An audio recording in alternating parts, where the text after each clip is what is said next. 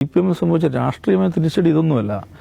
നോക്കൂ, CJP എന്ന് പറയുന്ന വാക്ക് ഇന്ന് വ്യാപകമായി സോഷ്യൽ മീഡിയയിൽ ഏറ്റവും കൂടുതൽ ഉപയോഗിക്കപ്പെടുന്ന ഒരു വാക്ക് കമ്മ്യൂണിസ്റ്റ് ജനതാ പാർട്ടി എന്നതൊരു പൊളിറ്റിക്കൽ കോയിനേജ് ആയിട്ട് മുമ്പ് കോലീബി എത്രത്തോളം പോപ്പുലർ ആയിരുന്നോ അതേപോലെ CJP എന്ന് പറയുന്ന വാക്ക് കേരളത്തിന്റെ രാഷ്ട്രീയ ചർച്ചയിൽ പോപ്പുലറായി കഴിഞ്ഞു. കമ്മ്യൂണിസ്റ്റ് ജനതാ പാർട്ടി എന്നാണ് CPMന്റെ യുവ നേതാക്കൾ, യുവമോർച്ചയുടെ നേതാക്കൾ അവർ അർദ്ധരാത്രിയിൽ കോർഡിനേറ്റഡ് ആയിട്ട് തോളോട് തോൾ ചേർന്ന് പരസ്പരം ആശയവിനിമയം നടത്തിക്കൊണ്ട് ഒരു ഓപ്പറേഷൻ നടത്തുകയാണ്. എന്തിനെതിരെ? കള്ളപ്പണത്തിനെതിരെ. ആരോടൊപ്പം ചേർന്നിട്ട്? കോടികളുടെ കള്ളപ്പണം കൊണ്ട് എന്താണ് ചാക്കിൽ കെട്ടി ചുമന്ന് നടക്കുന്ന ആ ടീമുമായിട്ട് ചേർന്നിട്ടാണ് A റഹീമും നിതിൻ ഗണിച്ചേരിയും കള്ളപ്പണത്തിനെതിരെ പോരാട്ടം നയിക്കുന്നത്. അപ്പോൾ ഇതിന് ആളുകൾ CJP എന്ന് വിളിക്കും. എന്താണ് പാലക്കാട് എപ്പിസോഡ് CPMന് നൽകിയത് എന്ന് പറഞ്ഞാൽ ഈ CJP എന്ന് പറയുന്ന ഈ വാക്ക് കേരളത്തിൽ പോപ്പുലറൈസ് ചെയ്തു എന്നുള്ളതാണ്. നമ്മൾ കാണേണ്ടത് പാലക്കാട് കള്ളപ്പണം വന്നിട്ടുണ്ടാകാൻ നമുക്കറിയില്ല. പക്ഷെ കള്ളപ്പണം വന്നു എന്ന് സ്ഥാപിക്കപ്പെട്ടിട്ടുണ്ട്. ഇവിടെ കൊടകരയിൽ പാലക്കാട്ട് ദൃശ്യങ്ങൾ എടുക്കുക. അവിടെ A റഹീമും പിന്നെ ഏതൊക്കെ നേതാക്കന്മാരാണ്, ഈ നിതിൻ ഗണിച്ചേരിയും ഇവരൊക്കെ കാണിച്ചിട്ടുള്ളൊരു ആവേശവും ഇവരുടെ ആ രൗദ്രഭാവവും സംഗതികളൊക്കെ ഉണ്ടല്ലോ. കള്ളപ്പണം ഉണ്ട് എന്ന് സ്ഥാപിക്കപ്പെട്ട കൊടകരയുടെ കാര്യത്തിൽ ഇങ്ങനെ ഒരു ആവേശം, ഇങ്ങനെ ഒരു സമരം, ഇത്തരമൊരു ഇടപെടൽ CPM നടത്തിയോ? DYFI നടത്തിയോ? സംസ്ഥാന സർക്കാർ നടത്തിയോ എന്ന ചോദ്യം അവിടെ ഉണ്ടല്ലോ. എന്ന് മാത്രമല്ല, ഈ ഇടപെടലിലൂടെ സംഭവിച്ചിരിക്കുന്നത് എന്താണ്? കൊടകര കേരള രാഷ്ട്രീയത്തിൽ ഏറ്റവും പ്രധാനപ്പെട്ട ചർച്ചാ വിഷയമായിരിക്കുന്ന സമയത്ത് അതിന് മറയുണ്ടാക്കുകയാണ് ചെയ്തിരിക്കുന്നത്.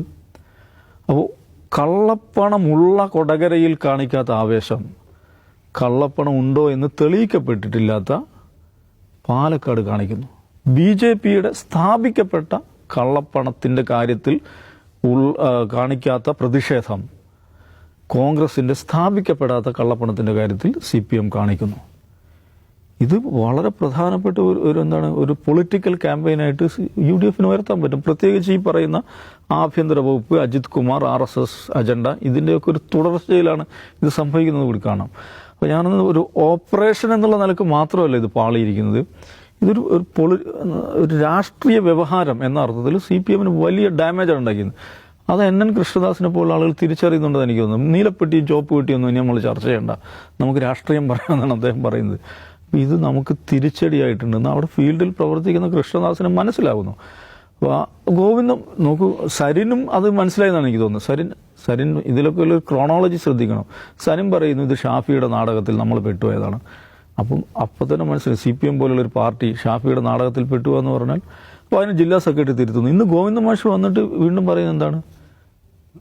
ഷാഫിയാണ് സംവിധായകൻ. അപ്പോൾ ഷാഫിയുടെ സംവിധാനത്തിനനുസരിച്ച് റോളുകൾ എടുത്ത് അഭിനയിക്കാനുള്ള ആളുകളാണോ ഈ A റഹീമും നിതിൻ ഗണിച്ചേരിയും? അതെ, ഇതിലൊരു പ്രശ്നം എന്ന് വെച്ചാൽ CPMനെ സംബന്ധിച്ചിടത്തോളം BJP പ്രധാന സ്ഥാനത്ത്, രണ്ടാം സ്ഥാനത്ത് നിൽക്കുന്ന ഒരു സ്ഥലത്ത് നിങ്ങൾ എന്താണ് BJPക്കെതിരെ പറയാത്തത്? BJPക്കെതിരെ നിങ്ങൾ എന്താണ് പറയുന്നത്? ഈ ചോദ്യം ഉണ്ടല്ലോ.